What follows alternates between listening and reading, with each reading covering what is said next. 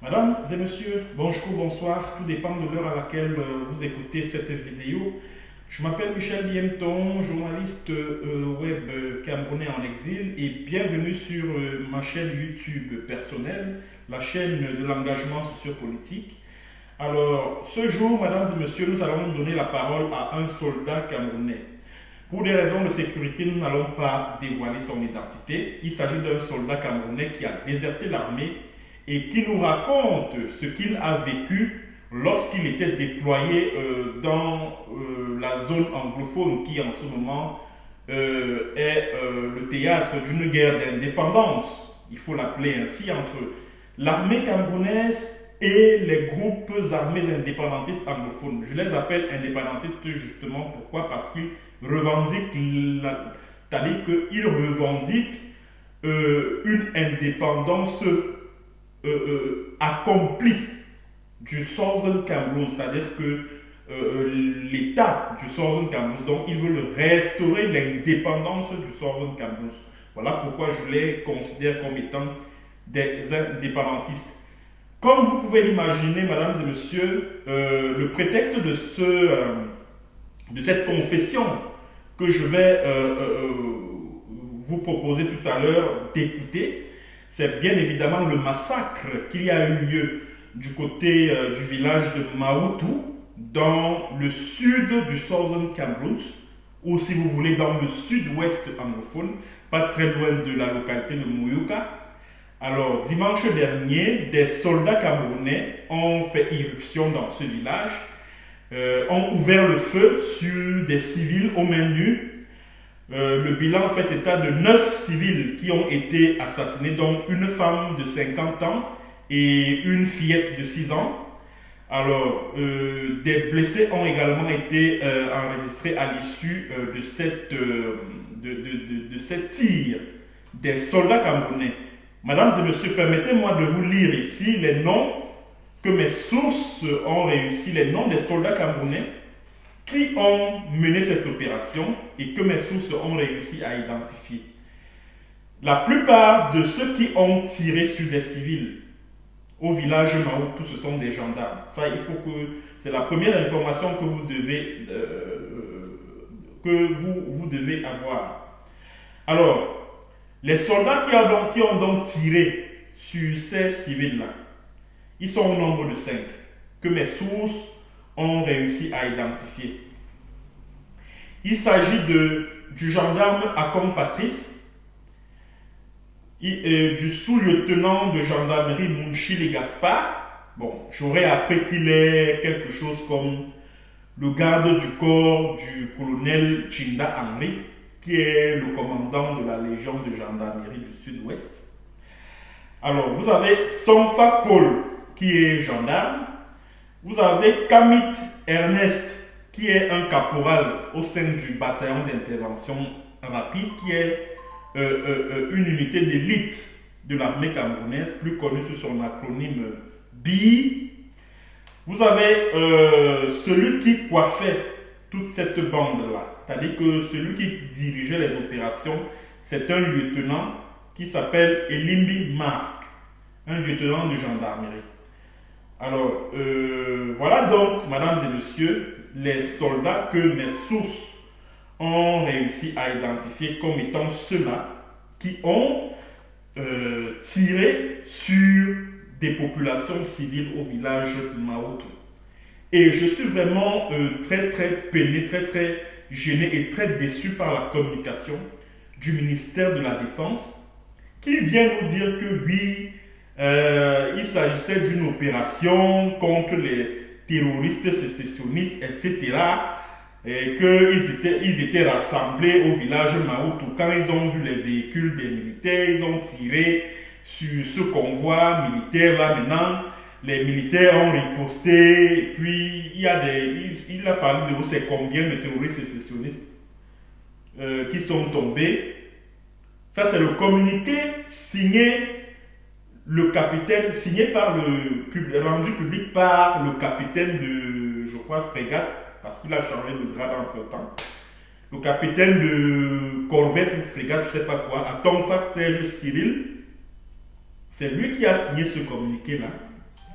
pour dire que non, ce sont les généraux gabonais et spirituaux et toute leur bande là qui ont vu un convoi militaire passer, ils ont tiré sur le convoi. Et maintenant, quand les militaires voulaient riposter, il y a des terroristes, ou c'est combien de terroristes sécessionnistes qui sont tombés et d'autres blessés ont fondu dans la nature. Voilà la version bancale du ministère de la Défense. On nous parle des terroristes sécessionnistes qu'on a tués, mais on ne voit pas les corps de ces terroristes sécessionnistes. On ne voit même pas une arme prise. Et le communiqué parle justement des armes qui ont été saisies. On ne voit pas ces armes-là. On ne les voit pas. Par contre, on voit les corps des mamans, on voit les corps des jeunes enfants, on voit les corps des jeunes garçons. Et qu'est-ce que Atonfa dit dans son communiqué? Atonfa dit que non. Comme les sécessionnistes, entre guillemets, parce que pour moi, c'est des indépendantistes, ce ne sont pas des sécessionnistes, puisqu'il n'y a pas de velléité de sécession au Cameroun. Que non, ce sont les sécessionnistes, parce qu'ils ont été très déçus par la défaite. Ils sont allés fabriquer les images, donc les images du massacre de Maoto que vous avez vu là sur les réseaux sociaux, qui circulaient sur les réseaux sociaux lundi passé. Atonfa dit que non, ce sont les leaders indépendantistes qui ont monté ces vidéos-là, juste pour accuser l'armée d'avoir massacré des civils, après avoir été défait sur le front de guerre. Franchement, c'est la catastrophe. C'est la catastrophe. Et tout à l'heure, j'ai été informé par l'une de mes sources de ce que des militaires sont repartis au niveau de ce même village-là pour menacer la population.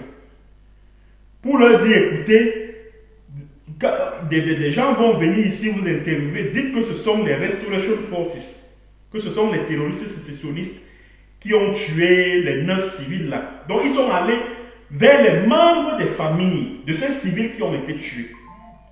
Ils vont là-bas et disent non, non, non, vraiment, et que si vous ne le faites pas, c'est vous qu'on va venir tuer. Ils se mettent à menacer les populations, afin qu'elles puissent dire que non, ce sont plutôt les Amba Restoration Forces qui ont tué ces 9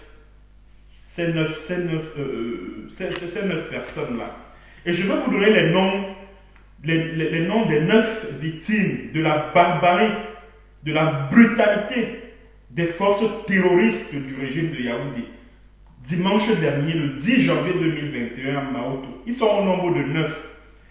Il s'agit de Tambe Anna, 50 ans, Shea Keisa, 6 ans, ça c'est la petite fille dont vous avez vu le corps là, Obenengwa David, 30 ans, Tembe Daniel, 32 ans, Buno Takam, 22 ans, Ngoto Valentine Akama, 22 ans, Takam Annie Roger, 20 ans, Ndakam Pascal, 22 ans, et Egoshi Lucas, 25 ans. Et Atonfa viendra nous dire que non, ce sont les terroristes qu'ils ont abattus quand leur armée était dimanche dernier à Maoto. Oui, Atonfa nous dira que tous les noms que je viens de lire là, ce sont les terroristes sécessionnistes là-bas. Ce sont eux. Alors, mesdames et messieurs, je me permets donc de me saisir de ce prétexte-là pour vous faire écouter le témoignage d'un soldat camerounais. Il a été dans cette zone, la zone anglophone. Il a vu des choses, il a vécu un certain nombre de choses. Il a dit, vraiment, si c'est pour ceci que je suis entré dans l'armée, mieux vraiment je déserte. Parce que moi, je ne veux pas porter le sang des innocents sur ma conscience.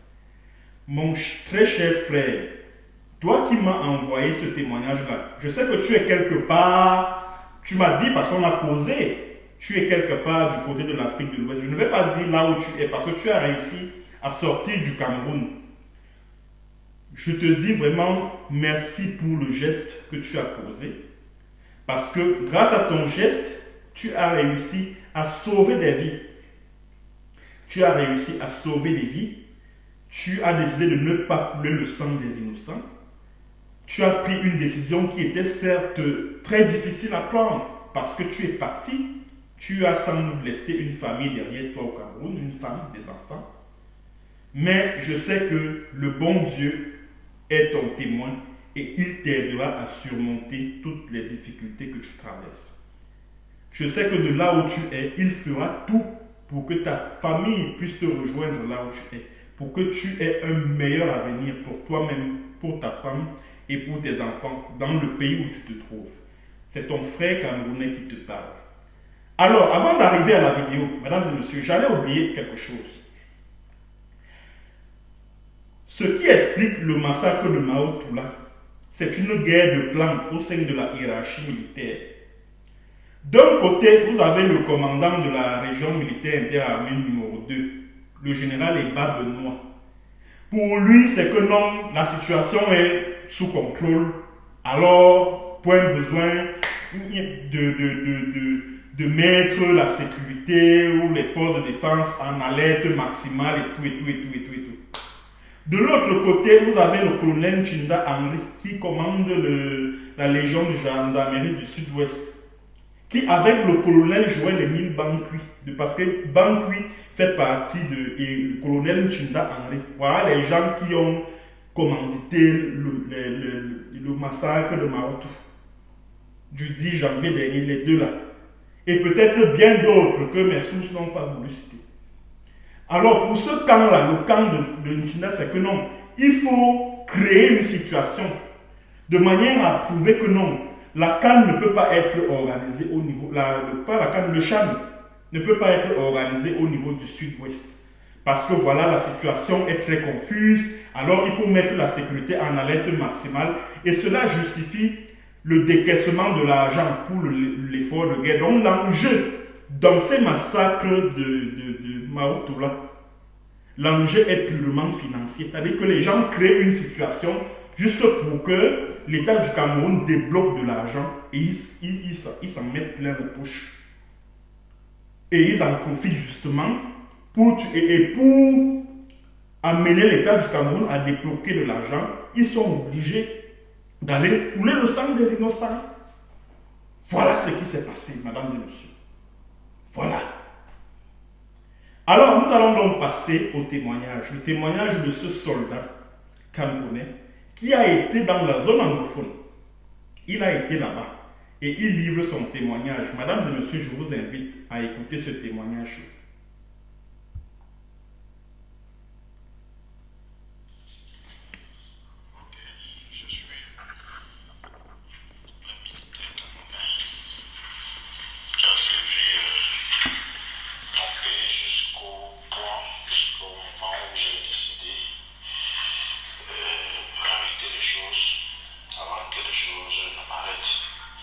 Parce que déjà, je suis un chef de famille. Déjà, à mon jeune âge, je n'ai pas de père. J'ai ma pauvre mère. J'ai vu des choses qui se sont passées dans la zone anglophone. Je me suis décidé à déserter et vraiment rompre le silence. Malheureusement, mon salaire a été bloqué.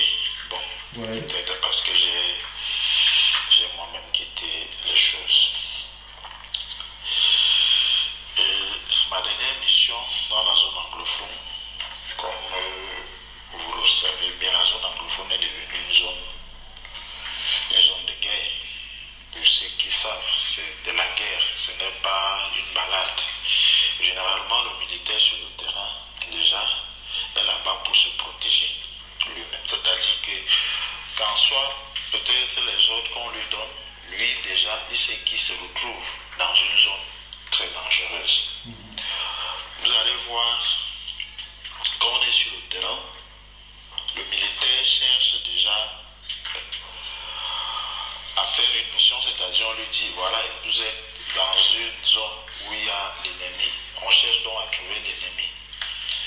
Et donc parfois on va se retrouver que on arrive dans un village et on découvre que l'ennemi, on suppose, parce qu'on peut nous dire que l'ennemi se trouve dans le village. Et maintenant, il faut donc commencer à parler, c'est-à-dire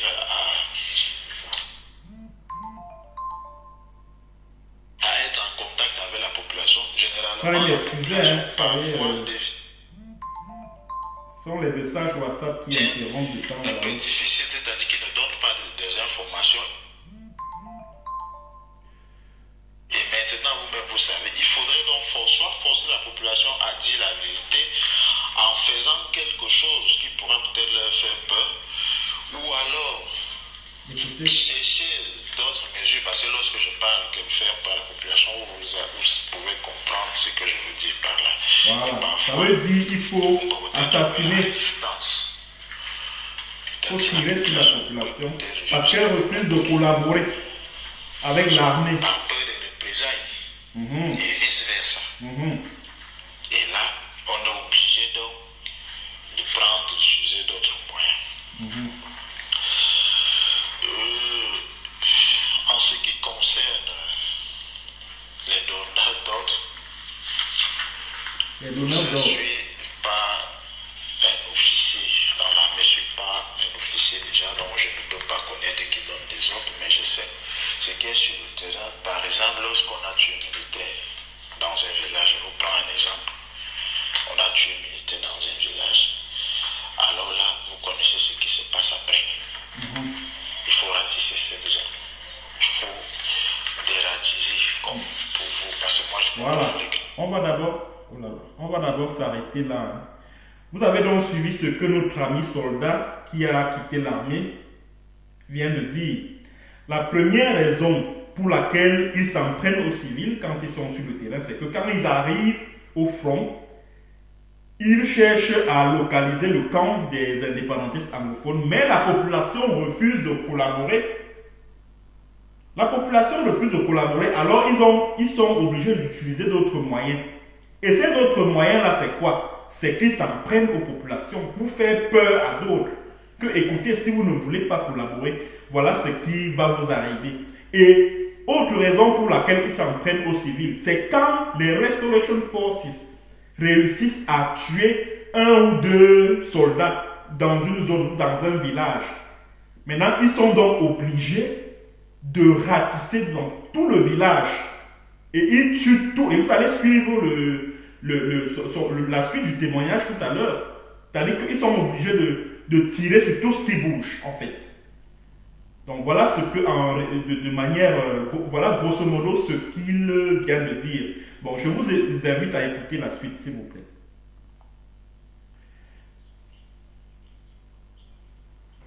Ouf.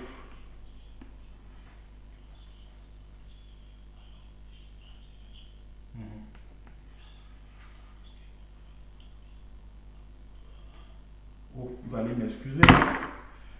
Vous allez m'excuser, là il y a un problème de son. Il y a un problème de son.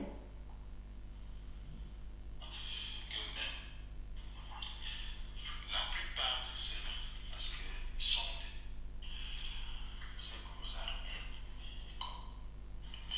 en ce qui concerne les donneurs d'ordre,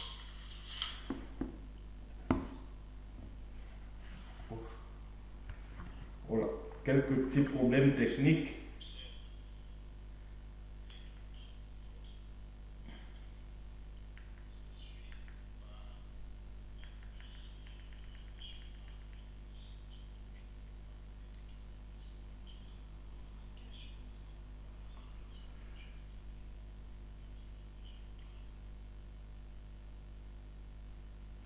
Un instant, hein, vous allez m'excuser, il y a des petits problèmes de son.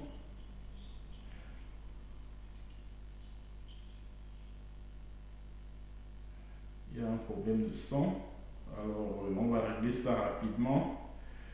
Nous nous excusons pour le petit blanc. Parce que c'est intéressant ce qu'il va dire là. C'est très intéressant. je ne suis pas un officier déjà, donc je ne peux pas connaître qui donne des ordres, mais Bon, je sais là il parle de donneur d'ordre.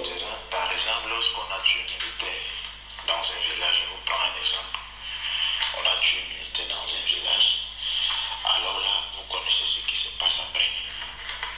Il faut racisser ces gens. Il faut... Bon, pour éviter tous ces petits problèmes techniques, on va laisser couler jusqu'à la fin et on va revenir après pour Nous analyser. avions choisi ce métier, nous n'avions pas assez fait d'école. Alors, il faut raser l'argent. Oui, parce qu'un camarade Il faut vraiment raser la zone. Brûler les maisons, tuer les civils. Dans des guerres, comment ça se passe? Donc, par les groupes armés formés par le gouvernement, Voilà. ces groupes armés, comme vous pouvez le constater, au départ, nous, on est prenés. Bon, quand j'étais sur le terrain, je pensais que c'était des gens qui nous aidaient à retrouver les ambazoniens, parce que moi j'étais là pour combattre les ambazoniens. Mais on se rend compte que ces groupes armés, déjà, comme je l'ai constaté sur le terrain, c'est-à-dire prennent position. Moi je ne comprends pas pourquoi on les appelle encore les ambas. Si les ambazoniens sont ceux-là qui luttent pour leur propre, pour leur, c'est pas, Écoutez bien. pour leur indépendance, je ne Voilà. comprends pas pourquoi ceux-là encore on va les appeler les ambazoniens. Pourquoi? Parce que ils n'ont pas la même idéologie. Bon, je ne connais pas, je ne suis pas dans les ambas là, donc je ne peux pas connaître ceux qui sont pour l'idéologie. Mais déjà, la plupart de ceux-là, parce que sont déjà, il y a des deux côtés. Des deux côtés, il y a des militaires. Il y a des militaires qui sont dans ces groupes armés. Voilà. Vous allez parler ici que des groupes armés formés par le gouvernement. Donc il y a déjà les militaires blancs. Bon, et c'est une sorte de, je sais pas, donc ce sont les indiques. Et je pourrais aussi dire que même chez les ambazoniens, il y a beaucoup qui prennent, qui disent qu'ils veulent faire allégeance, leurs propres frères, qui passent leur temps à donner des informations aux militaires. Donc il faudrait donc que Ah oui, que même ces groupes armés là sont infiltrés. indépendants, ils doivent savoir qu'il y a des rats vers certaines personnes-là qui ne sont pas vraiment aveugles. Concernant la désertion, parce qu'il faudrait, je vais parler de la désertion. La désertion, déjà, ça dépend de ce que chacun pense de sa vie. Moi, mes enfants sont encore petits, mes petits frères sont encore petits, et je suis le seul enfant dans le ventre de mes parents qui travaillent. Et ma famille était très petite, au risque, parce que je ne pouvais pas prendre les risques là. Et je ne pouvais pas supporter qu'on se retrouve en train de peut-être arriver dans un village, raser ce village, sachant que ma famille est quelque part. Voilà. Donc, les désertions, chacun, ici, moi je parle de mon cas, je ne connais pas pour le cas des autres. D'autres, même la plupart d'autres militaires, surtout les militaires anglophones, ont déserté pour partir.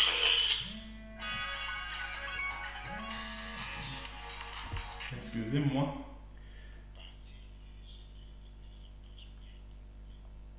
Excusez-moi.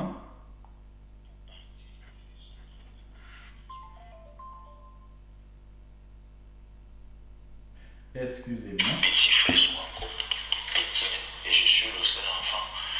On s'excuse hein, pour les interruptions.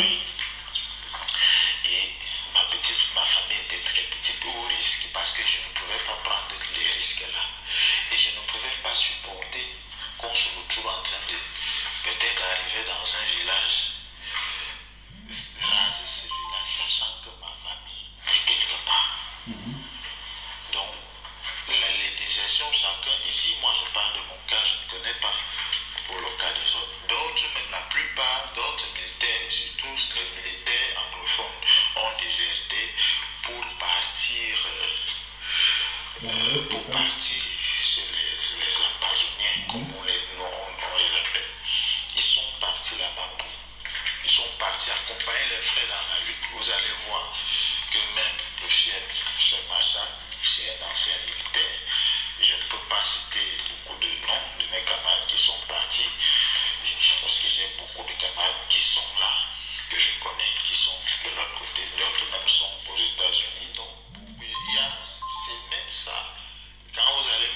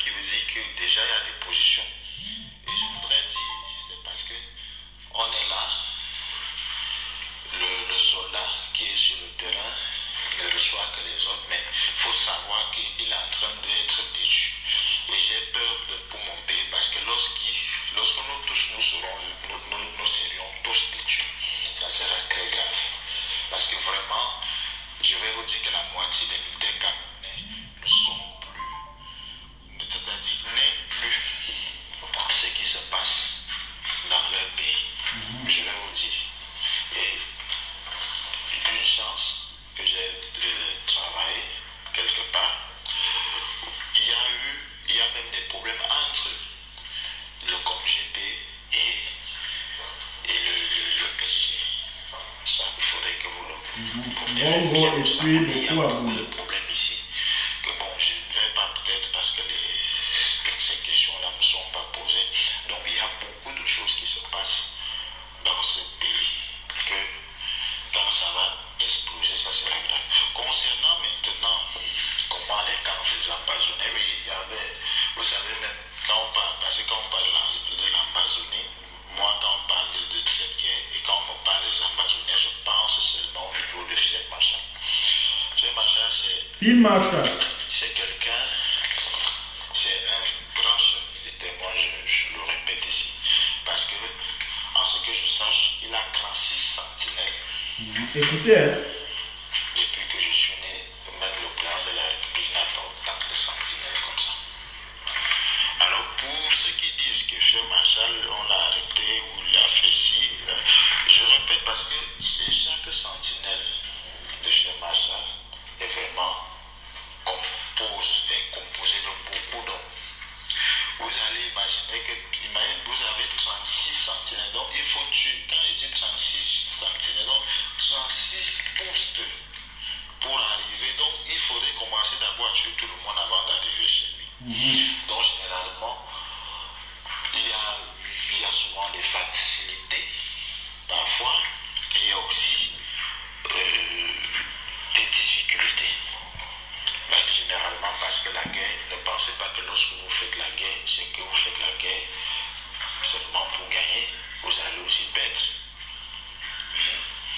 Et donc, le militaire sur le terrain est vraiment, quand il quitte les rangs, il sait qu'il part mourir, oui, il sait qu'il part faire la guerre. Beaucoup refusent déjà même les affectations, beaucoup même, lorsqu'on te demande de partir ou bien des missions en zone anglophone, d'autres partent. Oui, ils partent, ils ne reviennent plus, ils disparaissent de la circulation. Et ce qui est encore prouvé, c'est que lors des affectations et des missions là-bas, ça passe même déjà par, c'est-à-dire quand on veut te punir, quand on veut te faire mal, on va t'envoyer dans la zone anglophone. Donc quand tu es très mauvais, ou bien si tu ne fais pas ce qu'on te demande, et alors la punition c'est la zone anglophone. Donc maintenant les militaires même qui sont dans la zone anglophone sont là-bas par punition. Il y a des gens qui ne veulent pas être là, mais comme ils sont là-bas, pour d'autres ils ne sont pas là-bas pour aller combattre même les ennemis, mais juste pour aller se protéger et rentrer en paix. Oui. Donc ne pensez pas que les ordres donnés par le haut commandement, ces ordres-là sont la bienvenue, non. Ces ordres ne sont pas la bienvenue au sein des forces de défense. Voilà. Oui. Ces ordres ne sont pas les bienvenus. Ça veut dire ce que ça veut dire.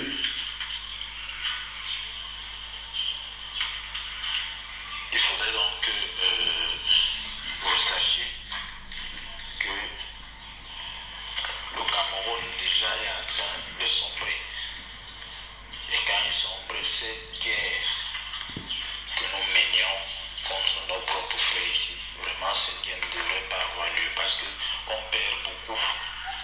On perd et les chiffres qu'on donne, les chiffres, parce qu'il y a des gens qui donnent des chiffres, mais les chiffres qu'on donne, mais si on vous dit les vrais chiffres, vous allez pleurer. Vous entendez? J'ai dit dans des deux camps, j'ai dit même des civils. Parce qu'il y a des corps qu'on ne pourra jamais retrouver. Écoutez. Oui. Les gens meurent, il y a des corps qu'on ne retrouvera jamais, mais on n'a pas le choix. Oui. Je répète, lorsque vous allez entendre comme la fête civile, qu'on dit les civils, les carboumés, ça veut dire quoi? Ça veut dire que le militaire arrive. Combien on a tué peut-être, ou un militaire a été blessé dans une zone, automatiquement, il faut raser la zone. Nous ne sommes pas peut-être chez les Blancs, parce que chez nous, ici, au Cameroun, on pense que, bon, le militaire, lui, c'est lui pour faire tout faire, donc il commence tout. Alors, il va tuer tout le monde. Qui est là. Oui. Vous entendez ça? Pour faire la paix. Et c'est la même chose qui se passe aussi. Parce que moi, je ne vais pas parler d'un camp que je ne connais pas. Je ne connais pas le camp des États-Unis. Moi, je parle de ce qui concerne l'armée. C'est-à-dire qu'à chaque fois qu'un militaire est tombé, vous allez remarquer qu'après, si on ne vous dit pas l'après,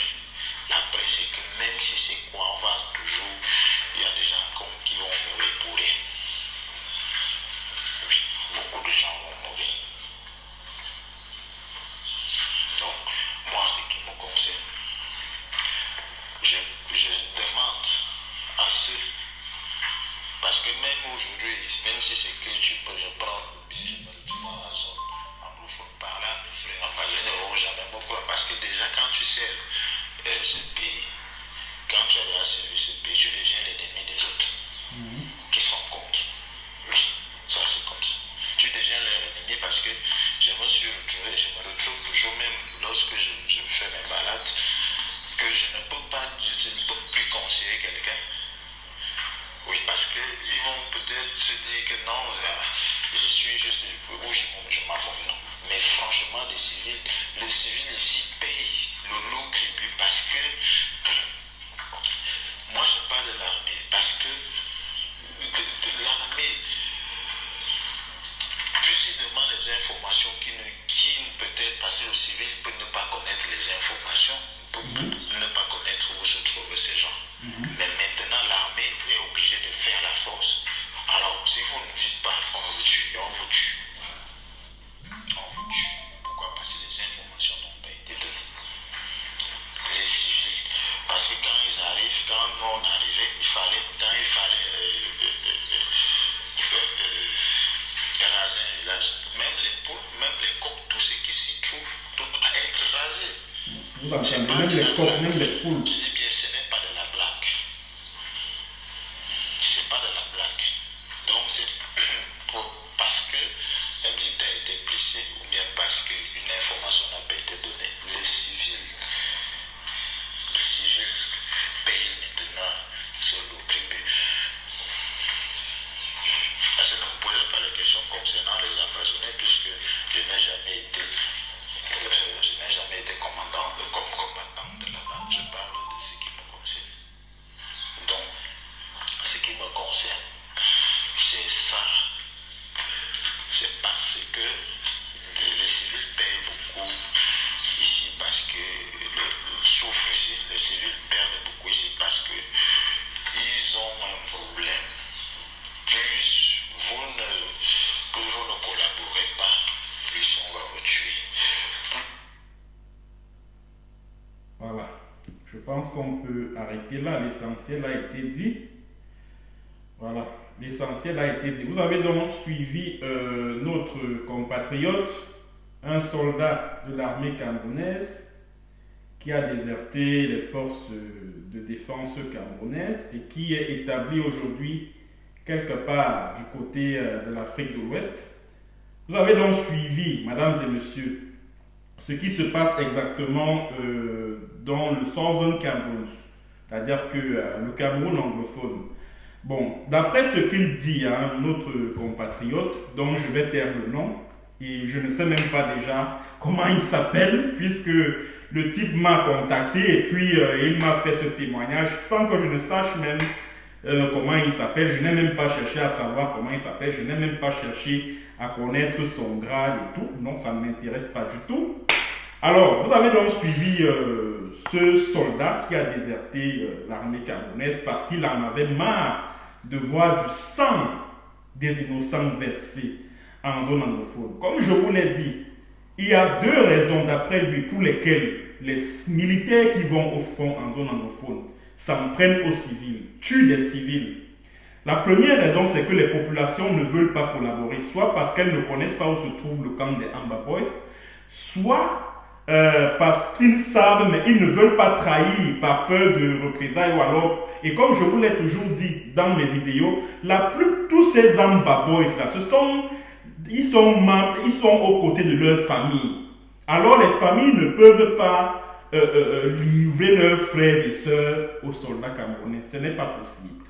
Il parle également des groupes armés formés, c'est-à-dire qu'à partir des forces de défense et de sécurité, quand il parle des groupes armés du gouvernement, je vous l'ai également dit ici, et ce jeune homme, ce soldat camerounais le confirme qu'il